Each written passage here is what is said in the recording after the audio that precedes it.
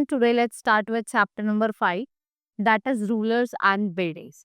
So, in this chapter, I will tell you about some rulers and different buildings of architecture style during medieval period, which span करता है 8 to 18 century.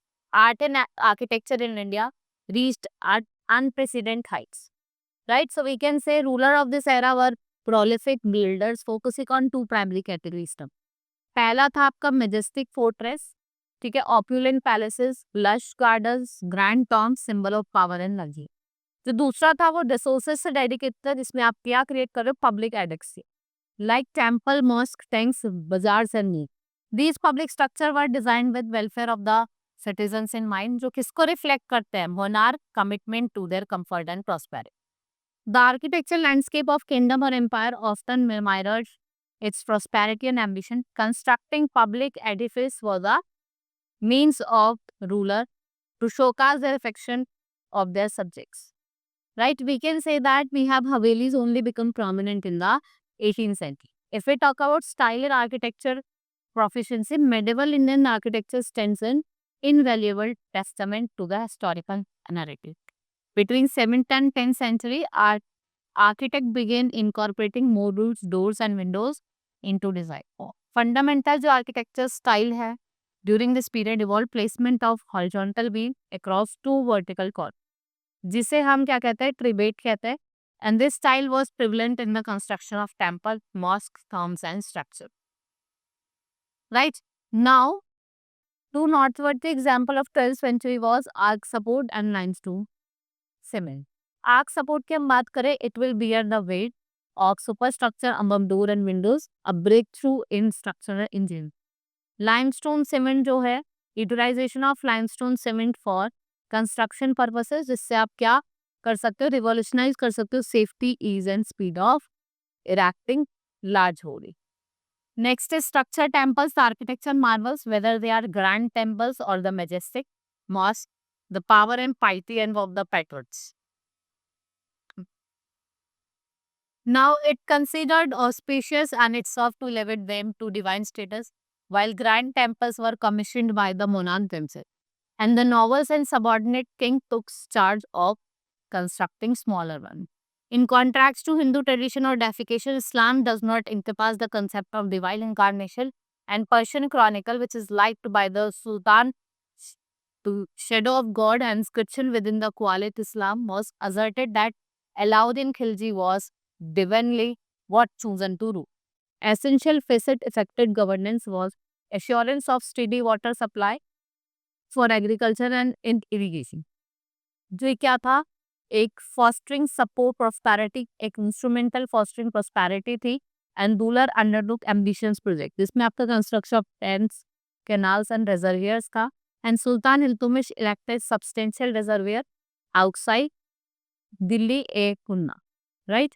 Remarkable, these tanks and reservoirs were often integrated with temples complexes, जो किसको emphasize करते हैं, उनके sacred और practical significance. Why temples become traders?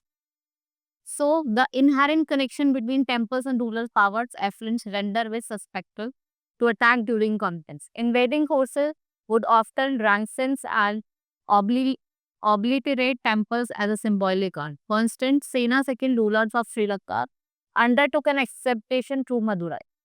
So, a primary objective was to reclaim valuable items, right? So, Shiva temple it commissioned by Chola king Rajendra I, adorned with riches confiscating vanquished foes, a testament to spoil the victory. Muhammad Ghaznavi, a persistent vendor, conducted 17 expedition to India. His modus operandi involved targeting and looting temples, which renowned for the ablution and amazing vast wealth from the subcontinent. ठीक है, बहुत सारे military companies भी होते हैं. Then forts, gardens and towns. What happens? The hallmark of Mughal architecture includes certain distinct features, जिसमें domes and minarets with cupolas and some central elements influence the architectural concept from Central Asia. Former gardens with flowing water was an essential architecture. One key concept is charma, which means garden divided into 4 symmetrical quarters. Right? Akbar architects drew inspiration from Timur In designing garden, Humayun tomb, which is a central figure in Mughal architecture, what is exhibit? Central towering dome to a tall height, right? So the tomb was placed in the center of the garden town. Charbagh was built in following tradition of Hashtavishd, which means 8 paradises. A central hall surrounded by 8 rooms. Construction material primarily consisted of sandstone and white marble. In Agra, Shahjahan constructed gardens in the Charbagh style. इसे हम riverside garden कहते हैं, which is close to river bank, and this design concept was further extended to Tanmir. This architectural theme continued in new city of Shahjahabad, where access to the river was restricted to nobles, and we can say that Shahjahan design is often regarded as golden age. इसको हम क्या कहते हैं? Golden age कहते हैं किसकी? Mughal architecture. He commissioned several magnificent monuments, including Taj Mahal, Moti Masjid, Red Fort, Jama Masjid, ceremony halls, public and private audiences such as Diwan-e-Aam, Diwan-e-Khas, and very meticulous planned and executed with aesthetic finesse. The famous Peacock Throne was installed, and in the Red Fort, behind which there was a series of poetry dura depicting a legendary god Orpheus. Now, reason and empire. During the period of spanning from 8th to 18th centuries, there was a significant exchange of architectural ideas among different religion empires. The Mughals, for instance, incorporated Bengal Dome into architectural repertoire. Akbar capital, that is Fatehpur Sikri, Sokash architecture influence from Gujarat and Marwar.